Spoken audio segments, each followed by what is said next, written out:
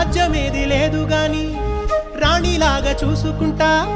కోట కట్టలేను గాని కళ్ళల్లో నిన్నే దాచుకుంటా రాత ఎట్లా రాసి ఉన్నా ఆ మార్చి నీతో రాసుకుంటా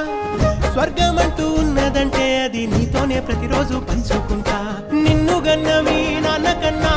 అల్లారు ముద్దుగా సాదుకుంటా నీకు కోపం వస్తే కొంత దూరం ఉంటా నువ్వు గీత గీస్తే నేను దాటనంటా కంట నీరు కంటి రెప్ప దాటకుండా కాటుకై కావలు